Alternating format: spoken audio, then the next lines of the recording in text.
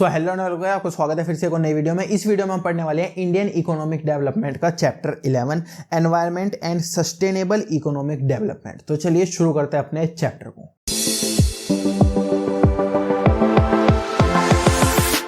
और video start करने से पहले एक इंपॉर्टेंट अनाउंसमेंट, जो भी मैं आपको इस वीडियो में पढ़ाऊंगा उसके नोट्स बनाने की जरूरत आपको नहीं है, वो आपको हमारे टेलीग्राम चैनल पर मिल जाएंगे, जिसका लिंक आपको डिस्क्रिप्शन में मिल जाएगा। तो इस चैप्टर का टॉपिक 1 हमारे पास आता है मीनिंग ऑफ एनवायरनमेंट। एनवायरनमेंट क्या है? अपने चारों तरफ देखो, जो भी चीजें दिखती है वो एनवायरनमेंट है, चाहे वो लिविंग हो या नॉन लिविंग हो। Environment refers to the totality of external forces surrounding us. हमारे आसपास जो भी चीज है वो एनवायरनमेंट है, चाहे वो लिविंग बीइंग हो या फिर नॉन लिविंग बीइंग हो, चाहे वो नेचर हो या फिर कोई जानवर हो। इसके बाद topic 2 importance of environment. Environment की इंपॉर्टेंस क्या है? सबसे पहले सप्लाई प्रोड्यूसर प्रोडक्टिव रिसोर्सेज। जो हमारे रिसोर्सेज मिलते हैं, कोई भी चीज बनती है, सपोज मेरे हाथ में ये पेन है, ये कहां से बना है? ये एग्रीकल्चर सेक्टर से ही निकल के आया है। जो हमारा एनवायरनमेंट है उसने ही इसको प्रोड्यूस किया है, तो प्रोडक्शन रिसोर्सेज हमें देता है एनवायरनमेंट। इसके बाद एब्जॉर्ब्स वेस्टेज। जो हम वेस्टेज करते हैं उसको भी क्या करता है? एब्जॉर्ब करता है। Sustain life. जो लाइफ है इंडिया के, जो वर्ल्ड के अंदर लाइफ है, अर्थ के ऊपर लाइफ है, वो किसकी वजह से? एनवायरनमेंट की वजह से। एनहेंस क्वालिटी ऑफ लाइफ, और हमारी क्वालिटी ऑफ लाइफ को भी इंक्रीज करता है। Problems related to environment. Environment से रिलेटेड क्या प्रॉब्लम्स है? सबसे पहले पॉल्यूशंस, जैसे air pollution, water pollution, soil pollution. अब ये जो प्रॉब्लम है ना, ये excessive exploitation of natural resources. देखो, जो वर्ल्ड है इसके अंदर जो रिसोर्सेज है ना वो लिमिटेड है, और जो पॉपुलेशन है वो इंक्रीज होती जा रही है। हर किसी को ज़्यादा से ज़्यादा रिसोर्सेज को यूज करना है, तो अब रिसोर्सेज के ऊपर क्या हो गया? ओवर बर्डन हो गया, जिसकी वजह से क्या हो रहा है? हमारा एनवायरनमेंट बेकार होता जा रहा है। तो ये क्यों हो रहा है? सबसे पहले जो हम रिसोर्सेज के ऊपर बर्डन कर रहे हैं उसकी वजह से क्या हो रहा है? डिफॉरेस्टेशन। डिफॉरेस्टेशन क्या होता है? रिमूवल और destruction of forest cover and area, यानी कि जो फॉरेस्ट एरिया है उसको हम खराब करते जा रहे हैं। इसके एडवर्स इफेक्ट क्या होंगे? इसके बेकार चीजें क्या होगी? Decrease in area of forest, forest कम हो जाएगा। फेलियर इन फ्लूड कंट्रोल, यानी कि बाढ़ आ सकती है, पानी ज्यादा हो सकता है। Soil erosion. सॉइल इरोजन यानी कि जो मिट्टी है उसकी प्रोडक्टिविटी भी क्या हो सकती है? लेस हो सकती है। इसके कॉजेस क्या है? क्यों ये हो रहा है?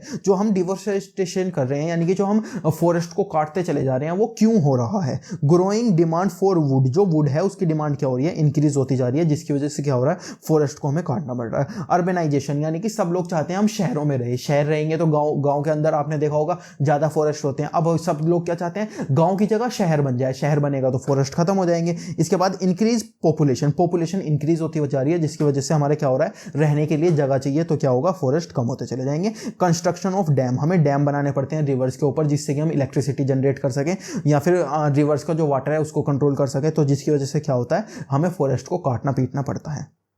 इसके बाद डिग्रेडेशन ऑफ लैंड मीन्स, यानी कि जो हमारी लैंड है अगर उसके ऊपर हम फार्मिंग करते चले जाएंगे, बहुत सालों से फार्मिंग करते आ रहे हैं और सालों तक फार्मिंग करते चले जाएंगे, तो जो लैंड है उसकी जो फर्टिलिटी है वो क्या हो जाएगी? रिड्यूस हो जाएगी। इसके कोज क्या है? Soil erosion. सॉइल इरोजन यानी कि जो सॉइल है उसकी प्रोडक्टिविटी कम होती चली जाती है। वाटर लॉगिंग, ज़्यादा से ज़्यादा पानी देना पड़ता है हमें फसलों को उगाने के लिए, तो क्या होता है? सॉइल का जो फसलों को उगाने के लिए हम पानी देते हैं उसकी वजह से भी सॉइल खराब होती है। इसके बाद डिफॉरेस्टेशन, यानी कि हम पेड़ वेड़ काटते जा रहे हैं, फॉरेस्ट खाली करते जा रहे हैं, जिसकी वजह से हमारी सॉइल की प्रोडक्टिविटी कम हो रही है। इसके बाद एक्सेसिव यूज ऑफ फर्टिलाइजर्स, यानी कि हम केमिकल्स का यूज करते हैं आजकल फर्टिलाइजर्स के तौर पे, तो क्या हो रहा है? केमिकल्स का हम यूज करते हैं, जिसकी वजह से क्या होता है? केमिकल्स का यूज करने की वजह से सॉइल बेकार हो सकती है। इसके बाद डीसर्टिफिकेशन, यानी कि जो हमारी सॉइल है उसको हम डीसर्टिफाइड करते जा रहे हैं, यानी कि वो अब खेती के लायक नहीं बचती।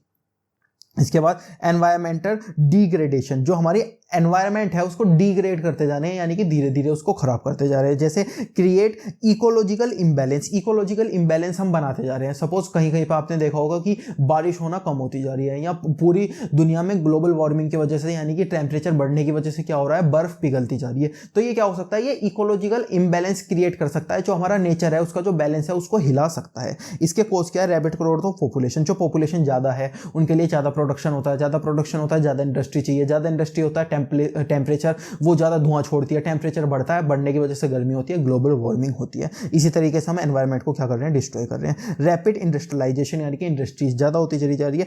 एग्रीकल्चर प्रैक्टिसेस, एग्रीकल्चर के अंदर भी हम बहुत सारी ऐसी चीज़ें करते हैं जिसकी वजह से क्या होता है, हमारे एनवायरनमेंट को नुकसान होता है। उसके बाद अर्बनाइजेशन यानी कि हम शहरों को बसाते जा रहे हैं जिसकी वजह से हमारा एनवायरनमेंट तबाह हो रहा है। और जो हमारी पॉवर्टी है यानी कि गरीबी है वो कौन दूर कर सकता है, सिर्फ और सिर्फ एनवायरनमेंट, जिसकी वजह से क्या हो रहा है, एनवायरनमेंट खराब होता जा रहा है हमारी पॉवर्टी को दूर करने के लिए।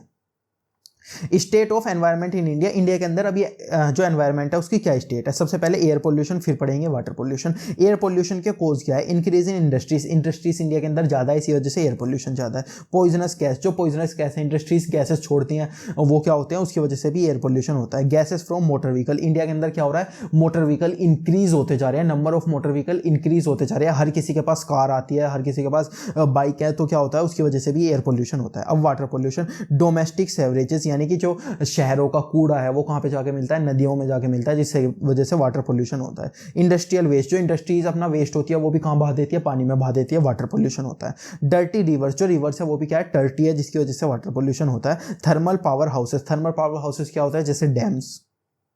अब डैम्स क्या होता है ना, इलेक्ट्रिसिटी तो प्रोड्यूस करते हैं मगर उसकी वजह से ऐश प्रोड्यूस करते हैं, राख प्रोड्यूस करते हैं। तो राख प्रोड्यूस वो करते हैं तो वो क्या होती है, मिक्स हो जाती है, किसके साथ, पानी के साथ मिक्स हो जाती है, उसकी वजह से भी क्या होता है, वाटर पोल्यूशन होता है। Government measures to environmental protection, environment को प्रोटेक्ट करने के लिए गवर्नमेंट क्या क्या मेजर ले रही है। सबसे पहले एनवायरमेंटल एक एक्ट 1986 ये गवर्नमेंट ने चलाया, जिसके अंदर हमने क्या किया, एनवायरमेंट को प्रोटेक्ट किया। फॉरेस्ट एक्ट 1980 यानी कि इसके अंदर हम क्या करते थे, फॉरेस्ट के ऊपर ध्यान देते थे कि ज़्यादा तो नहीं काटा जा रहा है या बेकार तो नहीं जा रहा वगैरह वगैरह। इसके बाद पोल्यूशन कंट्रोल बॉर्डर्स, गवर्नमेंट ने बोला कि इससे ज़्यादा पोल्यूशन नहीं होना चाहिए किसी भी सिटी के अंदर, कोई भी कैसे भी तरीके से कंट्रोल करो। इसके बाद एनवायरमेंटल इंपैक्ट असेसमेंट यानी कि जो एनवायरमेंट है उसके ऊपर क्या इंपैक्ट पहुंच रहा है, किसकी वजह से इंपैक्ट पहुंच रहा है, ये सब चीज़ें फाइंड आउट करो। और क्लियर डेवलपमेंट मैकेनिज्म यानी कि अगर वाटर पोल्यूशन है, एयर पोल्यूशन है, उसको हम क्लीन कैसे कर सकते हैं, ये गवर्नमेंट ने कुछ मेजर्स लिए, क्यों, एनवायरमेंट को प्रोटेक्ट करने के लिए। अब देखते हैं ग्लोबल वार्मिंग। ग्लोबल वार्मिंग तो इस दुनिया की सबसे बड़ी दिक्कत है। ग्लोबल वार्मिंग का मतलब क्या होता है, जो अर्थ का टेम्परेचर है ना वो कॉन्टिन्यूसली इंक्रीज होता चला जा रहा है, जिसकी वजह से क्या हो रहा है, बहुत सारी दिक्कत आ रही है। जैसे टेम्परेचर इंक्रीज होने की वजह से जो बर्फ है, जो अंटार्कटिका में बर्फ है, साइबेरिया में बर्फ है, रशिया में बर्फ है, उसकी वजह से क्या हो रहा है, वो बर्फ पिघलती जा रही है, जिससे कि जो सी लेवल्स है वो इंक्रीज होते चले जा रहे हैं। आपने सुना भी होगा बहुत सारी ऐसी सिटीज हैं जो कि आज से 20 साल बाद 30 साल बाद क्या होंगी, पानी के अंदर चली जाएंगी। क्यों, क्योंकि जो सी लेवल है वो इंक्रीज होता जा रहा है। मुंबई भी हमारा डूब सकता है सी लेवल के इंक्रीज होने की वजह से।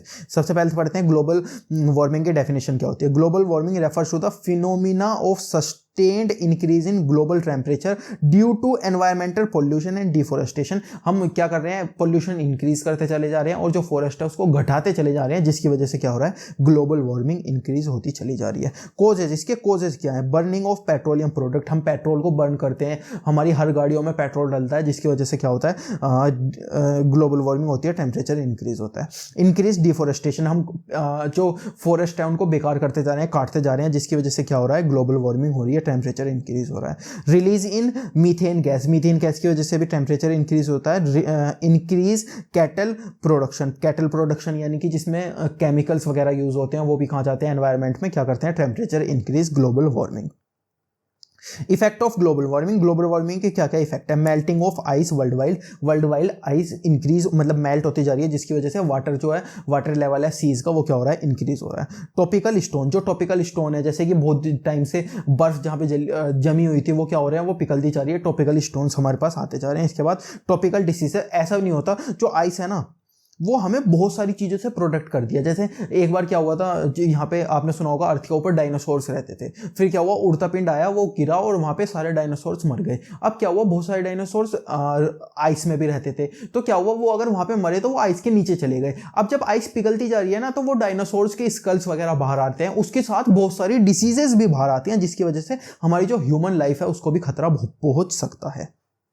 इसके बाद सस्टेनेबल इकोनॉमिक डेवलपमेंट किसको बोलते हैं? सबसे पहले सस्टेनेबल इकोनॉमिक डेवलपमेंट, अगर हमारी इकोनॉमी जो है वो धीरे धीरे ग्रो होती चली जाती है, उसको हम क्या बोलते हैं? Sustainable economic development. Sustainable economic development refers to the development strategy which manage resources for increasing long term well being of people, यानी कि जो पीपल्स हैं उनके वेल बीइंग को हम इंक्रीज कर सकते हैं। कैसे? इकोनॉमी को ग्रो करके।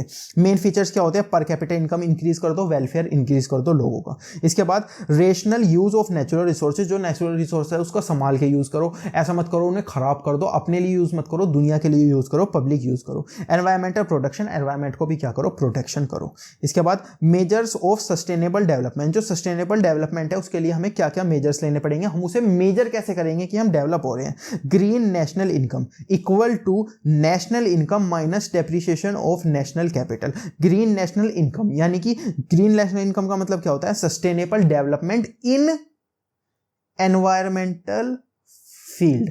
अगर हमें एनवायरमेंटल फील्ड के अंदर डेवलपमेंट करना है तो उसको हम क्या बोलते हैं? Green national income. इसको हम कैसे निकालते हैं? नेशनल इनकम जो हमारी जीडीपी होती है, जिसको हमने मैक्रो में निकालना सीखा था, उसमें से अगर हम माइनस करते हैं डेप्रिसिएशन ऑफ नेचुरल कैपिटल तो हम किसके ऊपर पहुंच जाते हैं? हम पहुंच जाते हैं ग्रीन नेशनल इनकम के ऊपर। चिंता मत करो, न्यूमेरिकल इसके अंदर से नहीं आएगा। Necessary condition for sustainable development, development करने के लिए हमारे पास कौन सी कंडीशन होनी चाहिए?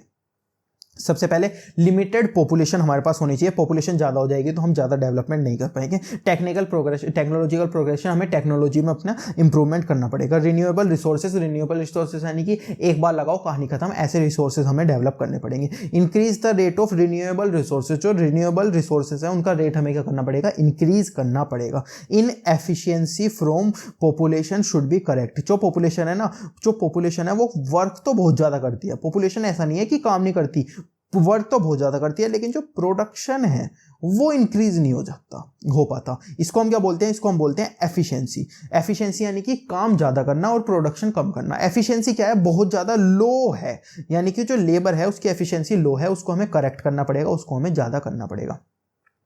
अब हमारे पास क्या क्या स्ट्रेटेजीज हैं जिससे कि हम सस्टेनेबल डेवलपमेंट अचीव कर सकते हैं। सबसे पहले use of non conventional resources of energy. ऐसी एनर्जी यूज मत करो जिसको कि हमें दोबारा रिवाइज करना पड़ेगा। यूज ऑफ गैसेस, यानी कि गैसेस का यूज मत करो, एनवायरमेंट को प्रोटेक्ट करो।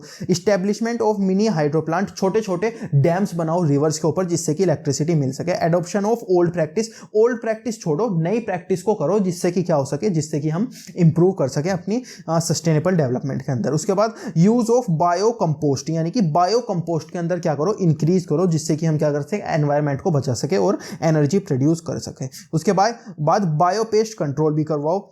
इसके बाद recycling and ban of plastic bag. ये जो प्लास्टिक बैग होते हैं ना, ये एनवायरमेंट को सबसे ज्यादा डिस्ट्रॉय करते हैं। या तो इन्हें बैन करो या फिर अगर इनको यूज करना है तो इनको बार बार रिसाइकिल करवाओ। पोल्यूशन टैक्स एंड फाइन्स, अगर हमारे यहाँ पे कोई भी पोल्यूशन इंक्रीज करेगा तो उसके सामने क्या करो? उसके ऊपर टैक्स लगाओ या फिर उसके ऊपर फाइन्स लगाओ मोटे मोटे, जिससे कि वो क्या नहीं कर सके? पोल्यूशन को इंक्रीज ना कर सके।